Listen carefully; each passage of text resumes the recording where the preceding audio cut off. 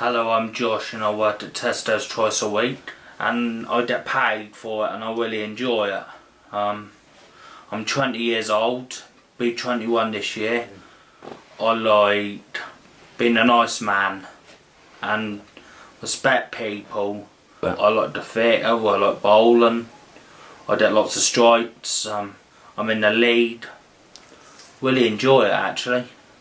I've had this tumour. I've got a tumour in my face and neck. Had it since I was 18. Not in my neck, it's just progressively grown.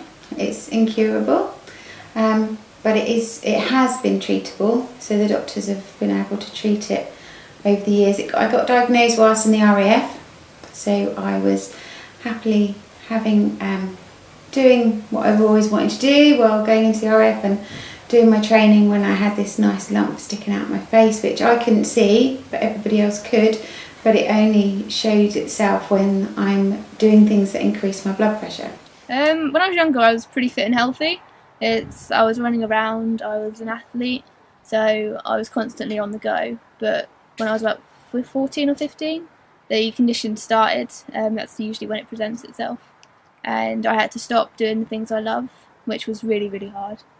I had to give up my sport. I stopped going out quite a lot, so you get quite isolated. Your friends didn't understand. They thought, you just didn't want to meet up with them anymore. Being a flap at having to get my shopping bag out and my money will fall on the floor, and then it'll just be like, ah, and people just look at you a bit sort of.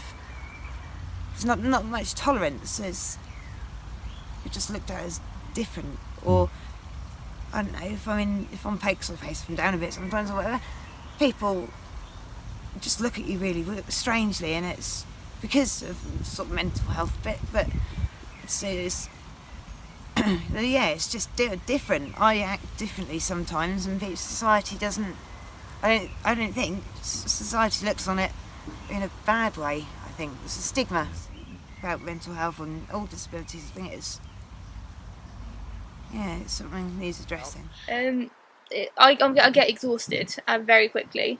Your body it's overworking just to do simple things like walking upstairs, getting to my lessons on time. Well, the optician said then my John needed a cataract operation, and as John suffered with Alzheimer's, I thought went to the hospital appointment. And the doctor who saw us showed no compassion of John's condition, telling him, sit forward, do this, do that, have you got power attorney? That was disgusting. And he said that if John had the operation, that wouldn't make any improvement, which is totally wrong, because as I've seen on the internet, that people with Alzheimer's, if they have with the cataracts, have it done sooner than later to get back their vision and what quality of life they got.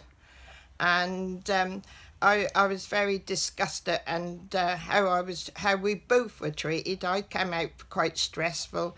John was in a world of his own, very confused about it, and now we're getting a second opinion. School was not a good place for me. They used to make you walk around in the field in the pouring rain because you couldn't take part in, volleyball or swimming. I couldn't do it because my joints would fall out and I'd be knocked about and you'd be left in pain. But they wouldn't understand that. So as punishment, you would be made to walk around the field. It didn't matter if it was snowing, if it was raining. You would just be sent out because you're not good enough to be taken part of. Well, I got on the bus and there was two ladies sitting there, and she said, "What are you looking at? What are you pushing in?" And I said, "I'm not." And she said, "Why?" I said, "I'm not."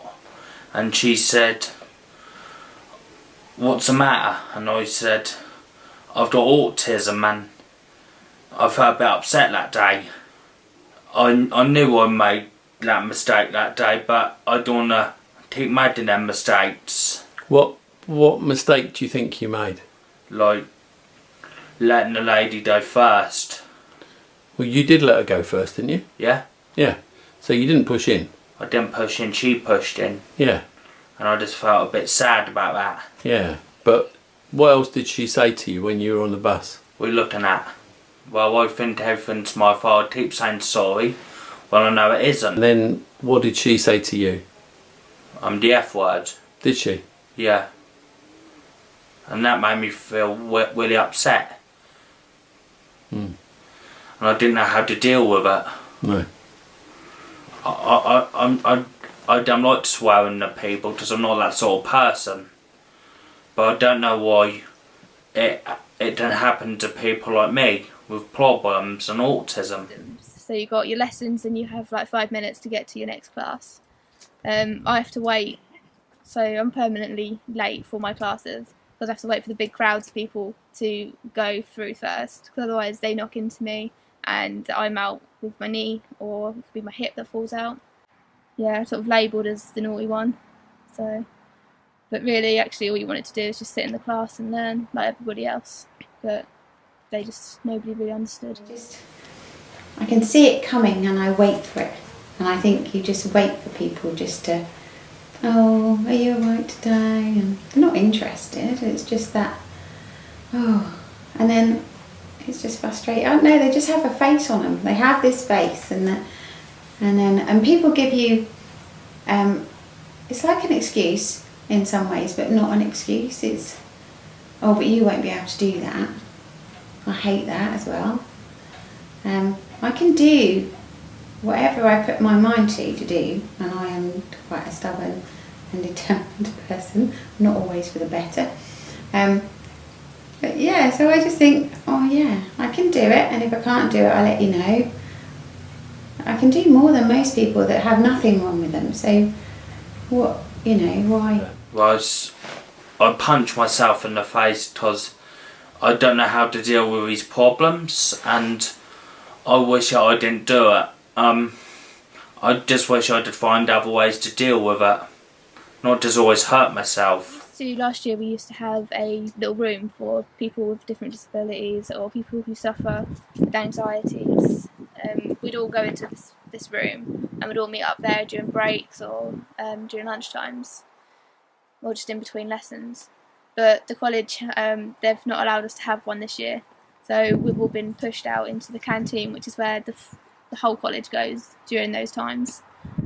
Nobody is comfortable, nobody feels safe or secure whilst being in there. Most of my friends, they feel that people stare at them, they're judging. So we sort of, half the time I left, we were standing outside. It's quite an easy fix. They just need to find us a room to go to, somewhere that we can all go to, we can fit, somewhere that's not too small so we're all cramped. And if I turn around to someone and say, will you just stop chatting, let's get on, we've got all this to do, people think I'm having a bad day, I'm having a bad pain day because I've just said something to them. And it's not that, it's there's more to, it's just, if I had nothing wrong with me, I'd say exactly the same to you. Yeah, and being a bit patient. Patience is very important. If you've got a good support team with you, then you can't really go wrong.